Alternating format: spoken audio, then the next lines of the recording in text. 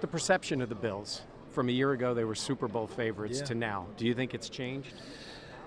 I don't know that it's changed totally, but I do think that people are going to want to see how they handle their offseason.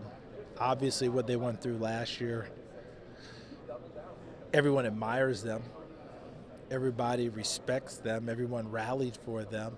But at the end of the day, you still have to play ball. And I'm firmly convinced that they did everything correctly with DeMar Hamlin in the situation, but it took its toll on the team.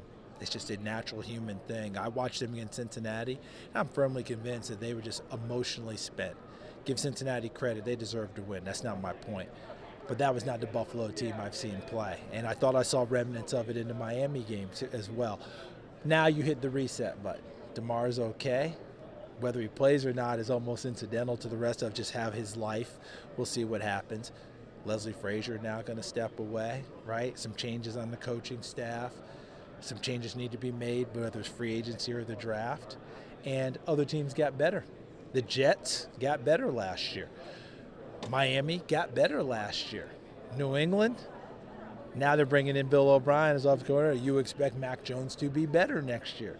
So, yeah, it's a tough division. You mentioned Leslie stepping away. There's a perception, at least we got it yesterday, that maybe Sean McDermott is going to call the plays on defense. Would not surprise me. Brandon Staley calls him as the head coach with the Chargers. When you have that type of experience, when you have that type of an acumen, you might want to go ahead and do that. Todd Bowles calls defenses for the Tampa Bay Buccaneers. Now, he said last year he got the job so late he didn't want to make a change. We'll see if he does something this year, but there's nothing wrong with that. We have a lot of head coaches call plays on offense. So I think if that's what you think is best for your team, I'd have zero problem watching Sean McDermott call the plays for Buffalo. You mentioned calling plays, and on offense, one thing the Bills seem to need is another weapon for Josh Allen. Yeah. Give us a guy that they might be looking at. You've got Stephon Diggs. Gabe Davis was a bit up and down last year. Who's a guy that Bills fans, they pick late in the first round, maybe even into the second round. Who's a guy you've seen? If Bijan Robinson from Texas is still there, I'd run to the podium. Run. And I've said this for multiple years now. That running back position, that key runner, a strong physical back that can get you yards when you need them. Not that Devin Singletary didn't play well, not that James Cook. I'm talking hammer, punch, all that. Bijan Robinson could be a game breaker for him and help the offense. Anything to take some carries off of Josh Allen, I would be all in favor of taking any number of carries off of him.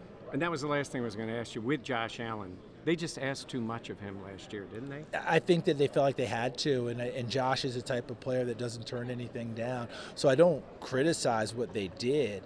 I just look at it and say, that asset, can I utilize him in a different way? Can I get someone else to take some of that pressure off and still pick and choose my times to run him as opposed to the rest of it? Philadelphia was fortunate at the end of last year. They got Jalen Hurts back.